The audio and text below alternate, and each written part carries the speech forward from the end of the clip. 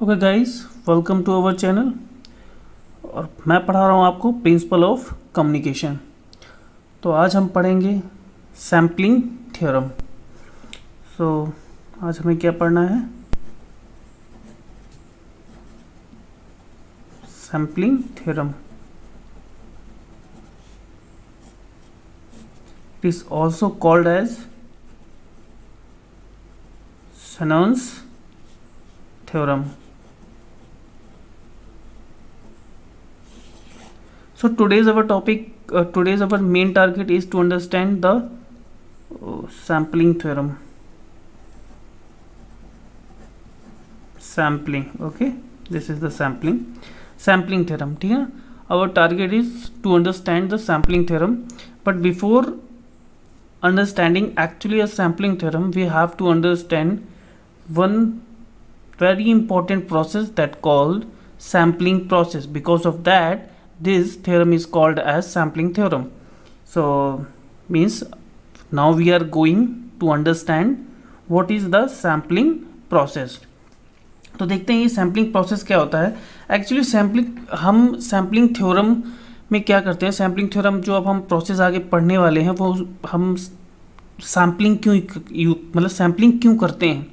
तो सैम्पलिंग हम करते इसलिए हैं क्योंकि हमें एनालॉग सिग्नल को, क्योंकि जो हमारा वॉइस सिग्नल है या फिर ऑडियो या वीडियो सिग्नल है वो क्या है, एनालॉग फॉर्म में है, और हमें उसको क्या करना है, डिजिटल फॉर्म में कन्वर्ट करके ट्रांसमिट करना है।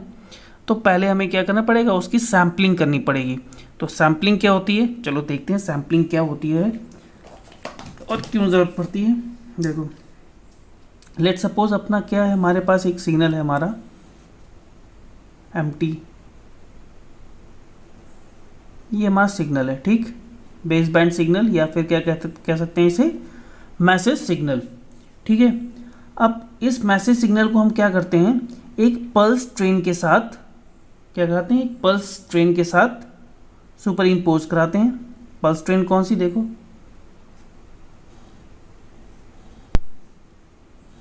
मल्टीप्लेक्स करा देते हैं हम किसके साथ, एक पल्स ट्रेन के साथ। ये हमारी पल्स ट्रेन है। लेट सपोज इसका एम्पलीट्यूड 1 है, ओके, 1 मैक्सिमम एम्पलीट्यूड कितना है, 1 है। अब जब हमने इसके साथ इसको मल्टीप्लेक्स करा दिया, अब देखो इसका फाइनल हमें रिजल्ट क्या मिलेगा। फाइनल रिजल्ट आप एज्यूम करने की कोशिश करें, क्या निकलेगा, गैस करने की कोशिश करें। तो हमारे पास सिग्नल क्या था, ये देखो, ये हमारा क्या है, ओरिजिनल सिग्नल है। तो अब क्या होगा, देखो ये 1 है। जब इस 1 के साथ इस एम्प्टी की किसी भी वैल्यू का मल्टीप्लिकेशन होगा तो क्या होगा, वो वैल्यू, यानी ये देखो 2 इंटू 1 2 हो जाएगा, 4 इंटू 1 4 हो जाएगा, 0.5 इंटू 1 इक्वल टू 0.5 हो जाएगा, ठीक है ना। जब 1 से मल्टीप्लाई होगा, जब ये सिग्नल 1 होगा तो हमें यही सिग्नल मिलेगा जो हमारा मैसेज सिग्नल है। लेकिन जब ये और ये हमारा 1, तो ये क्या है हमारा, ये 0, और जब 0 होगा तो ये सिग्नल क्या हो जाएगा, 0 हो जाएगा। यानी देखो यहाँ से गया सिग्नल हमारा 0 से, ठीक, स्टार्ट हुआ, अब क्या हुआ, फिर ये सिग्नल 1 होगा तो हमें यहाँ मिलेगा क्योंकि पल्स ट्रेन के साथ मल्टीप्लेक्सड है। फिर 0, फिर देखो 1, फिर 0, फिर 1, मतलब 1 होने के बाद मल्टीप्लाई हो जाएगा, तो जो वैल्यू हमारी मैसेज सिग्नल की होगी वही वैल्यू हमें मिल जाएगी। तो ये पल्स ट्रेन होती है जो हमें ऐसे मिलती है। जो हमारा अब मैसेज सिग्नल देखो किस में कन्वर्ट हो गया, 0 और देखो वैल्यूज़ में ना, 0 और वैल्यूज़ में कन्वर्ट हो गया। बाकी हम आगे पढ़ेंगे पीसीएम में कि इसका फिर आगे क्या काम होता है, 0 और 1 में कैसे हम इसको कन्वर्ट कर लेते हैं, ठीक है। अपनी एक जो इन्फॉर्मेशन बाइट्स में या बिट्स में या हम क्या करते हैं, स्टोर कर लेते हैं, कैसे हम उसे डिजिटली 0-1 में कन्वर्ट कर लेते हैं। देखो ये सैम्पलिंग हो गई। तो मेनली सैम्पलिंग किसे कहा गया, हमने हमारे पास जो कॉन्टिन्यूअस सिग्नल था हमने उसको किसमें, एक पल्स ट्रेन में कन्वर्ट कर लिया या सैम्पल कर दिया, ठीक है ना। तो ये हमारा क्या कहलाया, हमारी कहलाया ये क्या है, एक सैम्पलिंग प्रोसेस है, ठीक है। तो चलो इसके बारे में देख लेते हैं। अच्छा, सैम्पलिंग प्रोसेस में एक चीज़ और है, जो हमारे ये जो यहाँ पर ये है, ठीक है ना, जो पल्स ट्रेन है, इसके क्या होगी, इसके दो, जैसे ये पल्स हैं, इन दोनों पल्स के बीच की क्या डिस्टेंस होगी, ts होगी। तो हमेशा ये आप कहते हैं इस पल्स की विड्थ कितनी होगी, हमेशा ts होगी, फिक्स। हर एक पल्स की विड्थ कितनी होगी, फिक्स होगी, कितनी, ts। सैम्पलिंग पीरियड कितना, ts हो जाएगी, राइट। इसकी जो हमारी पल्स विड्थ होती है बहुत ही बिल्कुल सबकी इक्वल होनी चाहिए, ठीक है। ये हमारा बेस बैंड सिग्नल, ये हमारी पल्स ट्रेन। नाउ एक बार से पल्स ट्रेन कहें या मॉड्यूलेट या फिर हमारे क्या कैरियर सिग्नल कहें, जिसकी वजह से हमें क्या, हमारा ये मैसेज सिग्नल मॉड्यूलेटेड सिग्नल हमें मिलता है, किसमें, सैम्पलिंग प्रोसेस में। तो अगर हम सैम्पलिंग प्रोसेस को, इसका मतलब हम क्या कह सकते हैं, देखो सैम्पलिंग प्रोसेस, और ये क्या है, ये टाइम डोमेन में ही हो रहा है, देखो ना, ये भी क्या है, टाइम डोमेन में भी है, और ये क्या है, टाइम डोमेन। और ये देखो ts, क्योंकि हम देखो दोनों पल्स की विड्थ कितना, ts बोल रहे हैं, सैम्पलिंग टाइम पीरियड है ना, ts बोल रहे हैं। तो इसके बारे में क्या कह सकते हैं, देखो सैम्पलिंग प्रोसेस बहुत ही इंपॉर्टेंट टॉपिक है, इसको आराम समझिएगा, मैं इसको पूरा बिल्कुल अच्छी तरीके से समझाऊंगा एक एक टर्म्स। तो sampling process is described in time domain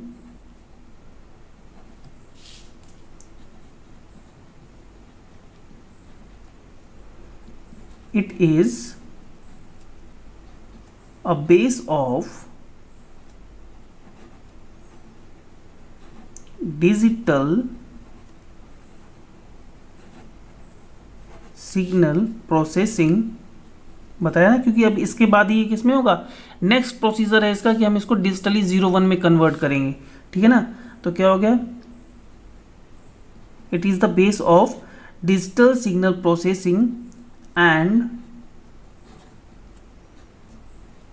digital communication by the sampling process।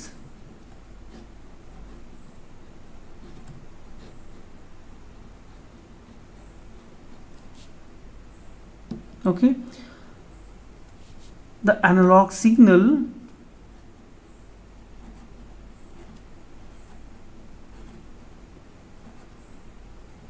is converted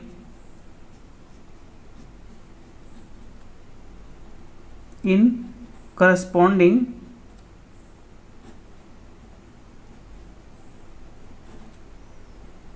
sequence of samples। देखो सैम्पल्स में, ये पूरा हमारा जो मैसेज सिग्नल किसमें, एक सैम्पल्स में, कई सारे सैम्पल्स में हमारा डिवाइड हो गया। यहाँ तो हमने एक, हमारा ये फाइनाइट दिख रहा है, लेकिन एक्चुअली में ये क्या होते हैं, इनफाइनाइट होते हैं, बहुत ही कम, बहुत ही बिल्कुल, तो बिल्कुल लाइन बिल्कुल लाइन के बराबर, यू नो। तो यहाँ पे क्या, इनफाइनाइट सैम्पल्स में हमने इसको क्या कर दिया, तोड़ दिया है, किसको, अपने मैसेज सिग्नल को। तो the analog signal is converted in corresponding sequence of samples, sequence of samples at equally space time scale। ये हमें पहले होता है, ये सब क्या है, इक्वली स्पेस्ड होते हैं, सारे की विड्थ क्या होती है, एक जो भी होती है वो क्या, फिक्स होती है, सबकी इक्वल होती है, ठीक है। तो आगे हम क्या कह सकते हैं, तो देखिए हम एक अब इम्पॉर्टेंट टर्म्स लिखने जा रहे हैं, एक इम्पॉर्टेंट लाइन लिखेंगे और फिर इसको समझेंगे आखिरकार ये क्यों लिखी गई है। देखो ड्यूरिंग, ये इम्पॉर्टेंट लाइन है काफ़ी, during the sampling process, during this sampling process, samples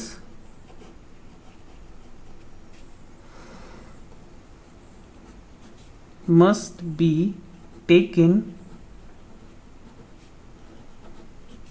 at the sampling rate.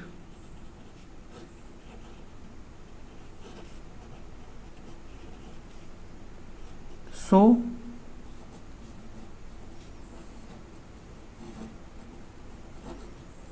the signal can be recovered in original shape at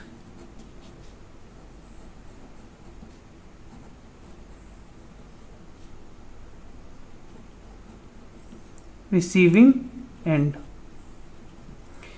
देखो इसने क्या बोला है, during the sampling process sample must be taken at the sampling rate. मतलब एक rate होता है हमारे पास, उस सैंपल रेट में ही होना चाहिए, उससे ज़्यादा नहीं होना चाहिए, ठीक है ना।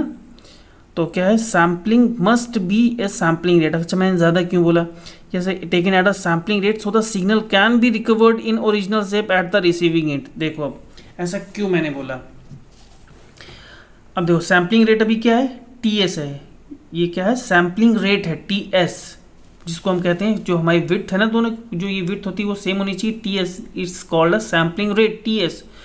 तो अब हम बात करें, अगर सैम्पलिंग रेट जैसे इसमें बोला गया है सैम्पलिंग रेट से ही होनी चाहिए, लेकिन अगर सैम्पलिंग रेट से नहीं है तो नहीं है का क्या मतलब है इसका। देखो अगर मान लो हमारे पास ये सिग्नल है, ठीक, ये रहा हमारा सिग्नल, कौन सा, मैसेज सिग्नल एम्प्टी।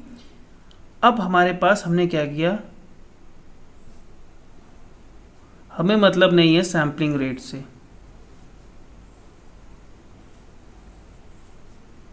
अब हमने एक कोई भी एक टी ए सैम्पलिंग रेट, कोई भी अपने हिसाब से टी ए ले लिया, जो कि काफ़ी बड़ा है हमारा, टी एस से तो ऑब्वियसली बहुत बड़ा है। तो अब सोचो हमारे पास जो हमें ये सैम्पलिंग सिग्नल मिलेगा वो क्या मिलेगा। जस्ट सपोज ये क्या है, देखो ये हमारा क्या है, ये हमारा मैसेज सिग्नल था,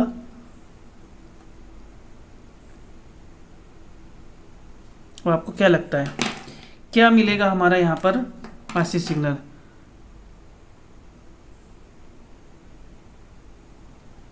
ये मिला, ओके। अब आप कहोगे ठीक है यहाँ मिला, अब सपोज ये पूरा यहाँ तक इसने किया और फिर क्या किया, ये देखो हमारा ये मिला, क्योंकि ये पहले जब तक ये 1 रहेगा तब तक हमें क्या वही मिलेगा जो हमारा की सिग्नल था। लेकिन अब बारी आई 0 की, देखो पूरा 0, अब फिर 1, तो फिर से ये मिल गया।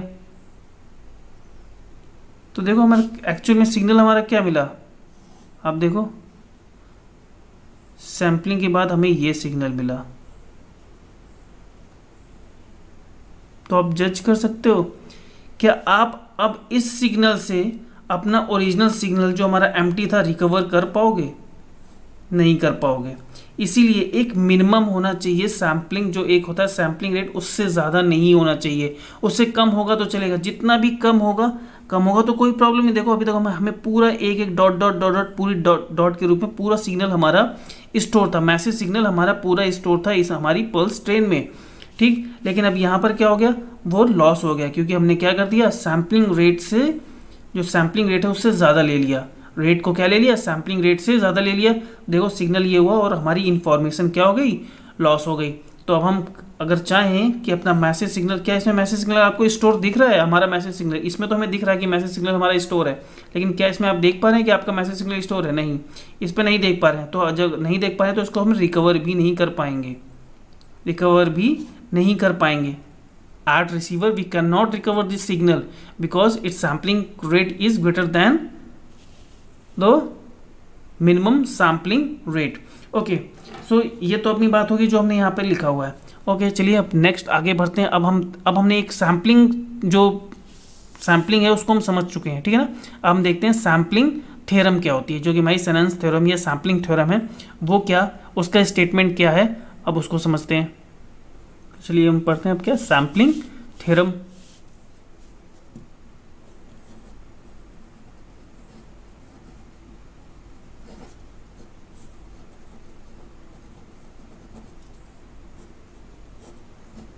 पहले देखते हैं सैम्पलिंग थ्योरी का स्टेटमेंट क्या है, फिर उस स्टेटमेंट को हम समझने की कोशिश करेंगे वो आगे का ये स्टेटमेंट क्यों बोल रहा है। देखो, तो sampling, according to sampling theorem any band limited, अब ये बैंड लिमिटेड क्या है ये हम भी समझेंगे पूरी तरीके से। Any band limited signal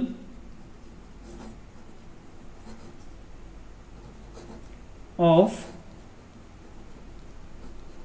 finite energy, obviously बात है जबकि बैंड लिमिटेड होगा तो एनर्जी फाइनाइट ही होगी, हुज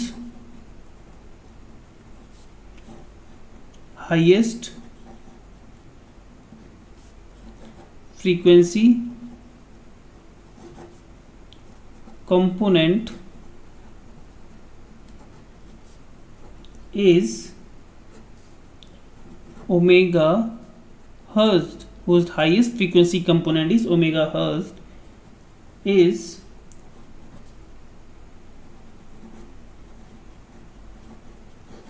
completely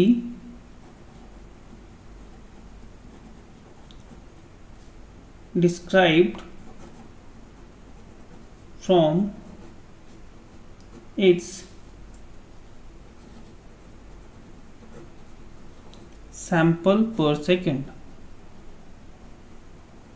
ठीक ना, फ्रीक्वेंसी की बात कर रहा है ये। Hence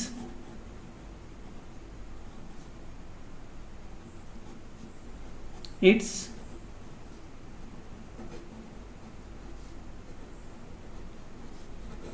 sample rate fs is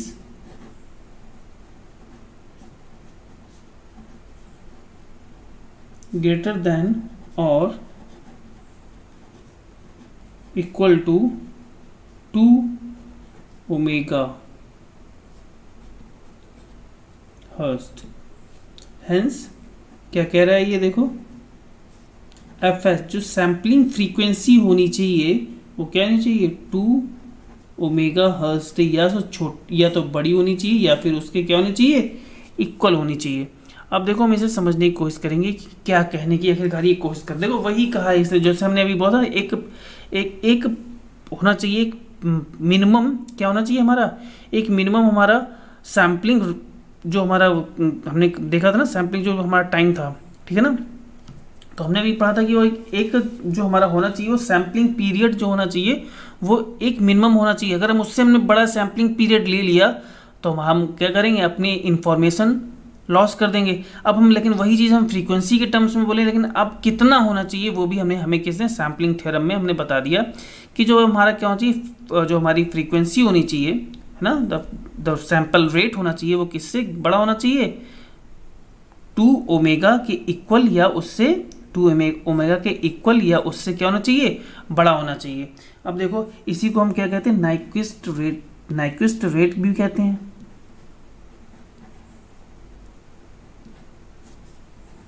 इसको हम नाइक्विस्ट रेट या नाइक्विस्ट फ्रीक्वेंसी भी कहते हैं। अब देखो एक्चुअल में ये है क्या, हम ये समझने की अब कोशिश करेंगे कि एक्चुअल में ये क्या कह रहा है और क्यों कह रहा है। तो चलिए देखिए, अब फिर से हम क्या समझेंगे, अब हम अपने जो हमारे सिग्नल्स है उसी से ही समझेंगे। लेट्स सपोज हमारे पास हमारा मैसेज सिग्नल है इनिशियल,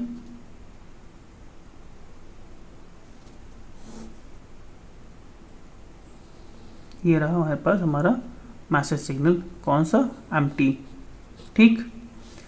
अब ये एम्प्टी का एम ओमेगा अगर हमने इसको लिया फोरियर ट्रांसफॉर्म, तो हमें ये तो अभी टी के रिस्पेक्ट में है ना, अगर हम इसे एम ओमेगा के रिस्पेक्ट में इसे ड्रॉ करना चाहें तो इसका सिग्नल क्या आएगा, देखो अब हमने यही क्यों लिया है, यही क्यों आएगा, omega M minus omega M, देखो क्यों, देखो इसमें सिग्नल, अब देखो अपनी हमने ये सिग्नल क्यों लिया, क्या बोल रहा है, अब जाओ सैम्पलिंग थ्योरम में। सैम्पलिंग थ्योरम कह रहा है एनी बैंड लिमिटेड सिग्नल, मतलब अब बैंड लिमिटेड क्यों कहा, बैंड लिमिटेड इसलिए कहा क्योंकि सिग्नल ये कहाँ पर, ये लिमिटेड है ओमेगा एम तक, ओमेगा एम के बाद ये सिग्नल क्या होगा, जीरो वैल्यू देगा। अगर ये क्या हो जाएगा, ये हमारा एफ, या हम कह सकते हैं एफ क्या है, एफ ओमेगा है, तो एफ ओमेगा की value for omega omega is greater than omega M, then F omega equal to 0। मतलब ओमेगा एम से अगर ऊपर फ्रीक्वेंसी होती है तो एफ ओमेगा की वैल्यू क्या हो जाएगी, 0। तो ये क्या हो गया, एक बैंड लिमिटेड सिग्नल हो गया। और बैंड लिमिटेड सिग्नल की क्या होती है, एनर्जी फाइनाइट होती है। अगर ये बैंड अनलिमिटेड सिग्नल होता, भाई फ्रीक्वेंसी इसकी इनफाइनाइट तक जाती, इनफाइनाइट फ्रीक्वेंसी तक ये एग्जिस्ट करता, तो इसकी एनर्जी क्या हो जाती, इनफाइनाइट हो जाती। तो ये क्या है, एक तो ये क्या है, बैंड लिमिटेड सिग्नल है, ऊपर से क्या है, इसकी फाइनाइट एनर्जी है। इसलिए हमने जो हमारा अपना बेस बैंड या मैसेज सिग्नल लिया है वो क्या लिया है, फाइनाइट एनर्जी और बैंड लिमिटेड सिग्नल ले रखा है। और फिर हम क्या लेते हैं, जो हम पल्स ट्रेन लेते हैं वो कहते हैं इम्पल्स ट्रेन ले लेते हैं, इम्पल्स ट्रेन।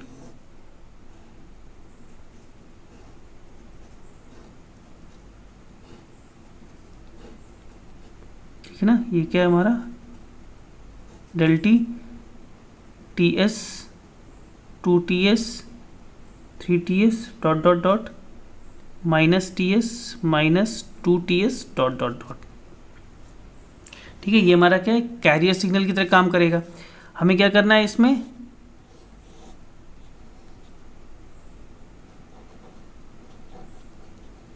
मल्टीप्लायर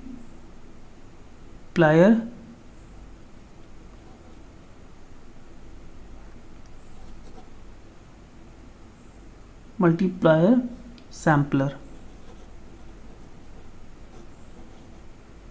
या इसे हम मल्टीप्लेक्सर भी बोल सकते हैं। ठीक है, if you want to say multiplexer then of course we can say it a multiplexer. यहाँ पे क्या हो गया हमारा, हमने एमटी दिया और अपना डेल टी भी दिया, डेल टी एस कह सकते हैं, डेल टी एस भी दिया, और यहाँ से हमें क्या एक हमारा मॉड्यूलेटेड सिग्नल जीटी मिलेगा। तो देखो हमारा ये क्या था, एफ हमारा ये हमारा क्या है, मैसेज सिग्नल है। ये हमारा क्या है, एज अ कैरियर सिग्नल है, इम्पल्स ट्रेन।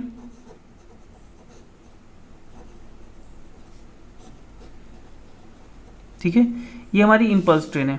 ओके, अब हमने क्या किया, जब हमने इन दोनों को आपस में क्या कर दिया, मल्टीप्लेक्स कर दिया, तो हमारा सिग्नल क्या मिला, देखो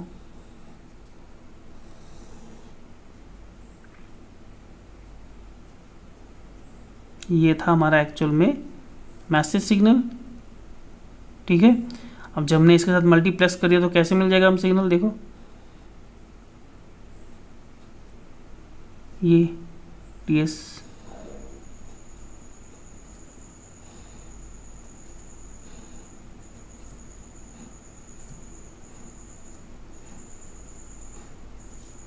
ये TS, ये 2TS, 3TS, 4TS, 5TS, 6TS, इसी तरह ये माइनस TS माइनस 2TS। ठीक है, तो इम्पल्स ट्रेन्स ने हमारे जो मैसेज सिग्नल को क्या कर दिया, सैंपल कर दिया, इन सैंपल में हमें सैंपल्स में कन्वर्ट कर दिया। ये हमारा क्या हो गया, GT आ गया।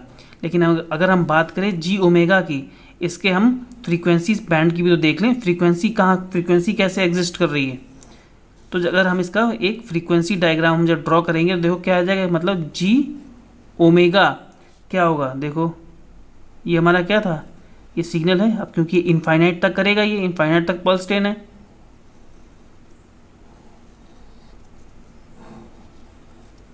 अब ये क्या है, यहाँ तो ये तो 0 है, और ये क्या है ओमेगा एस, ये क्या है 2 ओमेगा एस, ये क्या है माइनस ओमेगा एस। अब ये ओमेगा एस क्या है, omega S is proportional to 1/TS। Okay, frequency F S equal to 1/TS। तो देखो अब ये जो हमारा बैंड था मैसेज सिग्नल, इसका बैंड कहाँ था, ओमेगा एम तक।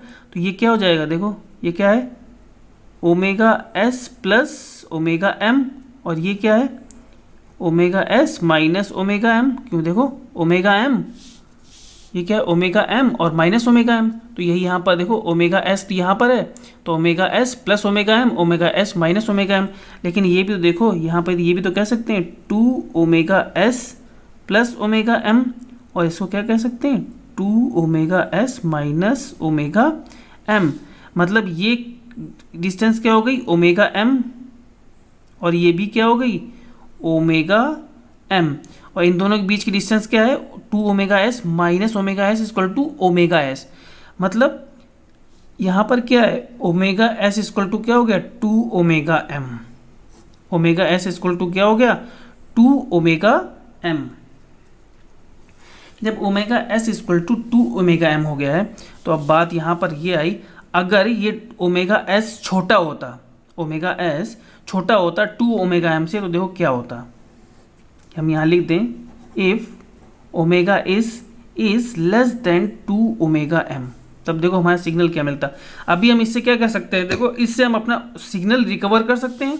हमारा सिग्नल ये था एफ ओमेगा, हमें सैम्पलिंग करने के बाद ये मिला, तो हम इससे अपना सिग्नल, तो अपना ओरिजिनल सिग्नल रिकवर कर सकते हैं। इस ट्रेन से सारा हमारा ओरिजिनल सिग्नल मिल रहा है। लेकिन अगर हमारी फ्रीक्वेंसी 2 ओमेगा एम से कम होती, सैम्पलिंग फ्रीक्वेंसी 2 ओमेगा एम से कम होती, तो देखो क्या हो सकता था। ये हमारा सिग्नल मिला,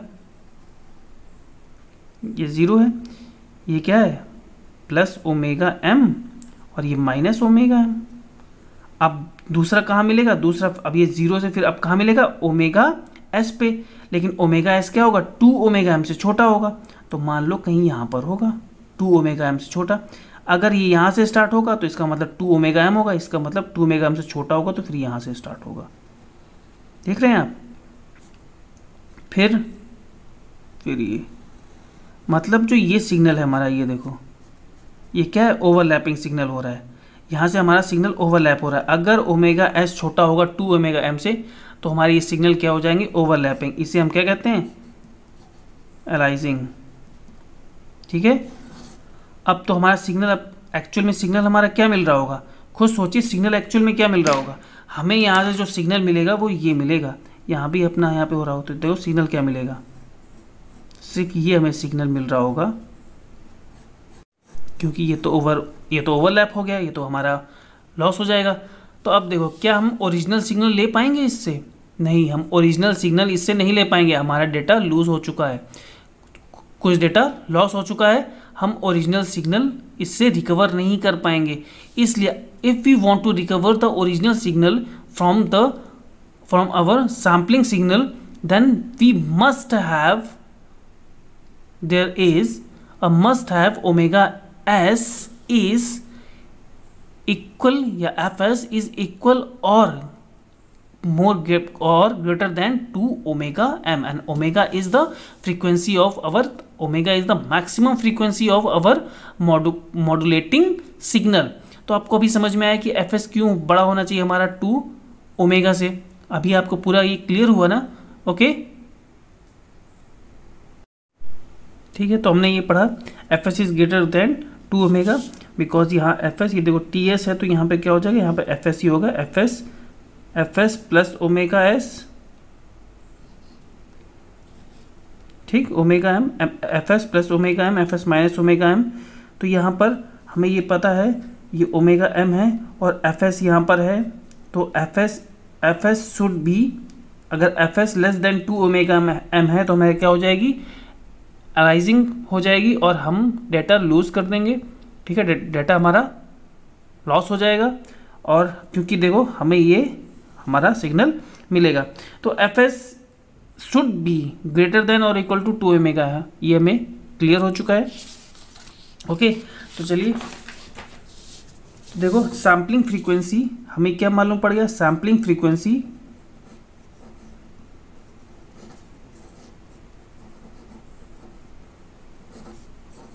F S should be greater than 2 omega. Okay, तो यही हमारी क्या सैम्पलिंग थ्योरम मेनली यही स्टेट करती है कि sampling frequency must be greater than 2 omega. तो अब जब ये frequency F S equal to 1/TS होता है, ठीक है ना, तो सैम्पलिंग, अगर हम यहाँ पर हम जब सैम्पलिंग फ्रीक्वेंसी की बात कर रहे हैं, तो हमें सैम्पलिंग पीरियड की भी बात करनी चाहिए। तो F S equal to 1/TS, ये हमारा क्या सैम्पलिंग पीरियड है। देखो यहाँ पे हमने क्या किया, 1/TS should be greater than 2 omega, तो हम यहाँ फिर TS यहाँ पर, ओमेगा यहाँ पर, तो क्या हो जाएगा, TS should be less than 1/2 omega, 1/2 two omega, T S should be less than 1/2 omega.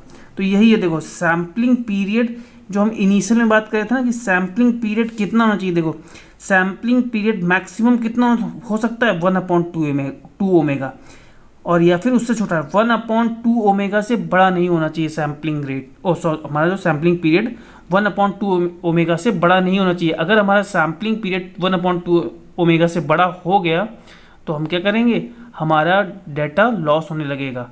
Because हमने इससे पहले समझा था, डाटा हमारा देखो अगर होगा तो डाटा हमारा ये मिल रहा था ना, ऐसे मिल रहा था, और फिर यहाँ पर ऐसे मिल रहा था, और जबकि हमारा पूरा डाटा तो यूँ था, तो हमें डाटा हमारा ये यहाँ पर डाटा लॉस हो रहा था, तो हम रिसीवर में अपना डाटा वापस रिट्रीव नहीं कर पाएंगे। तो ये कंडीशंस हैं हमारी सैम्पलिंग की, T S should be less than 1/2 omega and F S should be greater than 2 omega. तो ठीक है, इसको फिर अगर हम स्टेट्स में लिखें तो देखो, in other words statement, in other words we can say that any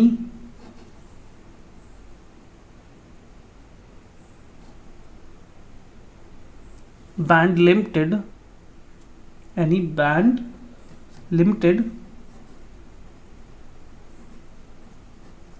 signal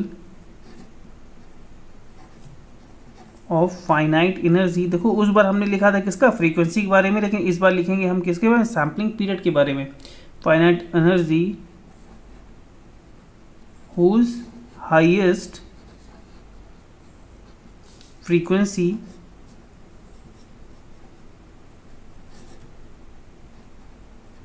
component is omega hertz, that signal can be recovered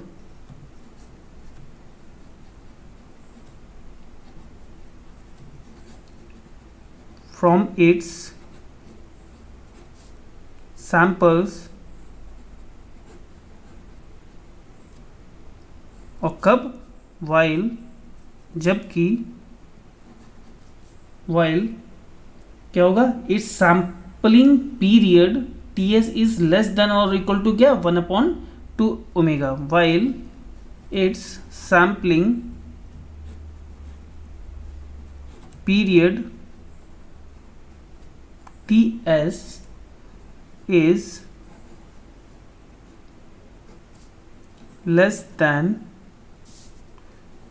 और इक्वल टू 1/2 ओमेगा सेकेंड। तो हम क्या कह सकते हैं, hence T S should be less than 1/2 omega. ठीक है, तो यहाँ तक तो आपको ये क्लियर हुआ। अब आगे हम सैम्पलिंग थ्योरम के बारे में भी और स्टेटमेंट लिखते हैं। क्या सैम्पलिंग थ्योरम के बारे में, sampling theorem is known as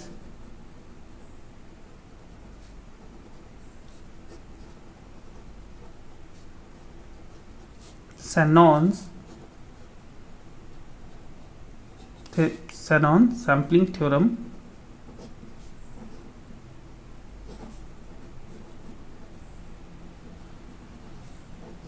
and the sampling rate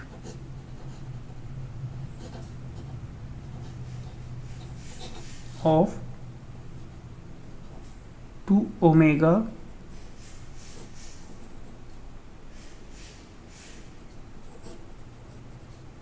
sample per second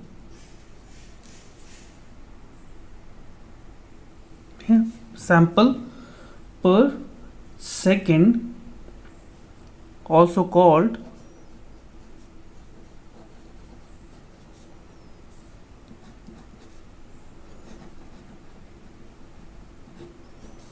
Nyquist rate or reciprocal of Nyquist rate, reciprocal of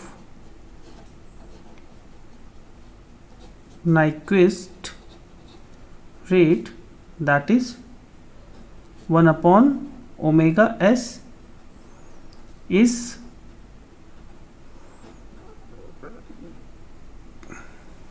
known as Nyquist interval। ठीक है ना। ये था F S is greater than 2 omega, ये क्या कहलाया हमारा Nyquist rate कहलाया। और जो हमने T S is less than equal to 1/2 omega था, ये क्या कहलाया नाइक्विस्ट इंटरवल। ठीक है ना, और ये क्या है नाइक्विस्ट रेट। ठीक है, अब अगर हम बात करें टाइप्स ऑफ सैम्पलिंग की, कौन सी टाइप्स ऑफ सैम्पलिंग,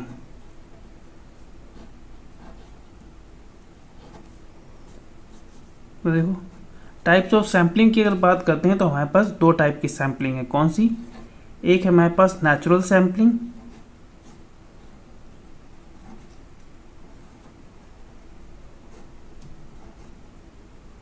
और सेकंड क्या है flat topped sampling. Flat topped sampling. अब देखो ये होती क्या है, नेचुरल सैम्पलिंग और फ्लैट टॉप्ड सैम्पलिंग। देखो ये हमारे पास फिर से वही हम देखते हैं, ये हमारे पास अगर हमारे पास क्या है हमारा मैसेज सिग्नल है, ठीक है ना, एम्प्टी, ये हमारा एम्प्टी मैसेज सिग्नल, या इसे हम क्या कह सकते हैं मॉड्यूलेटिंग सिग्नल।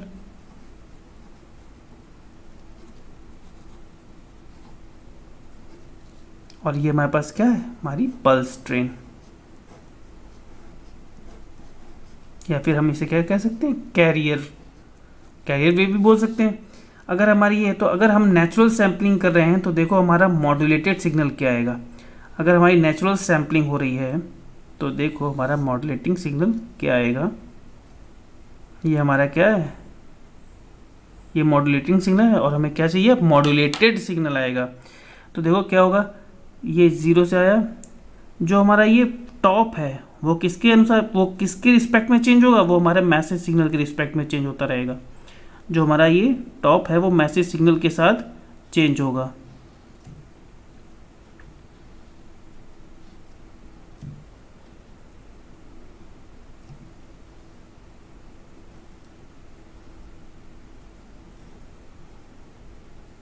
ये आपने देखा है ना, जो हमारा टॉप है किसके साथ चेंज हो रहा है, मैसेज सिग्नल के साथ, मैसेज सिग्नल के टॉप के साथ चेंज हो रहा है। ठीक है, तो ये कौन सी होगी, ये हमारी हो गई नेचुरल सैम्पलिंग। ठीक है ना, ये हमारा क्या है मॉड्यूलेटेड सिग्नल है, मॉड्यूलेटेड पल्स।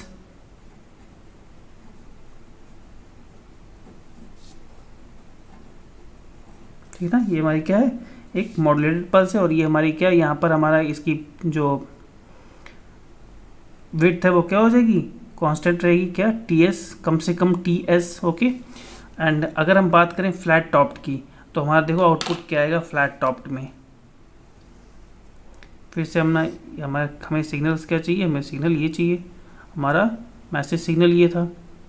ठीक, अगर हम बात करें फ्लैट टॉप्ड की तो देखो क्या होगा, ये पल्स आई, एक बार पल्स जहाँ से हमारे मैसेज सिग्नल को टच की उसके बाद फ्लैट, फिर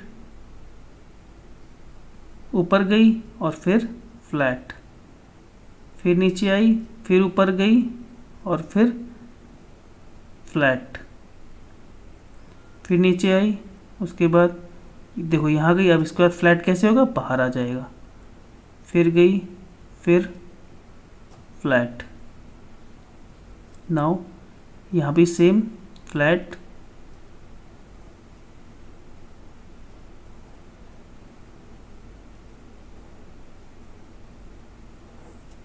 देख रहे हैं यहाँ पर क्या हमारा जो टॉप होगा क्या होगा हमेशा फ्लैट होगा, हमारा उस मैसेज सिग्नल के अकॉर्डिंग, हमारा ये जो हमारा टॉप है मैसेज सिग्नल के अकॉर्डिंग नहीं चेंज होगा बल्कि क्या होगा फ्लैट होगा। ये भी हमारा क्या है एस टी है, ये भी हमारा क्या है मॉड्यूलेटेड सिग्नल है, बट कैसा, फ्लैट टॉप्ड सैम्पलिंग से मॉड्यूलेटेड पल्स। तो देखो अगर हम इसके बारे में अब अगर थ्योरी लिखना चाहे तो क्या लिखेंगे, देखो थ्योरी लिखेंगे तो हम क्या लिखेंगे, अगर हम बात करें नेचुरल सैम्पलिंग की,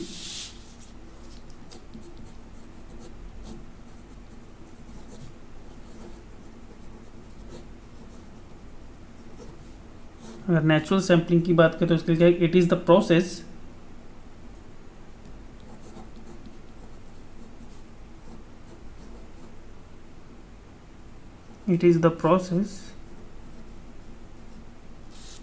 where masses signal is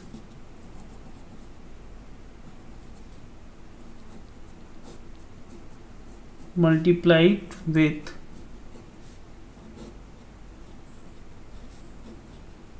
periodic train of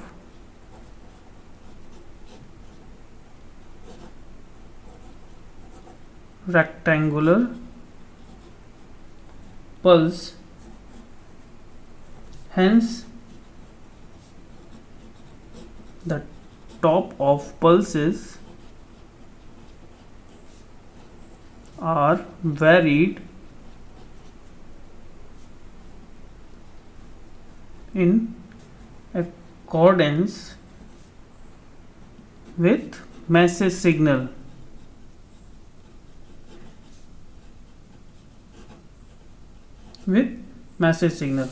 अब बात करें हम फ्लैट टॉप की,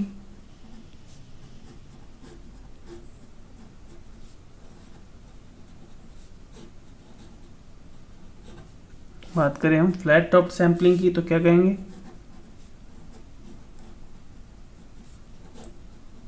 इन this process the top of every pulses are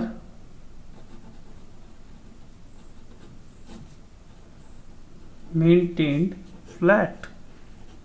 ठीक है, तो this is all about our sampling and about the sampling theorem. ठीक है ना, okay then thank you class.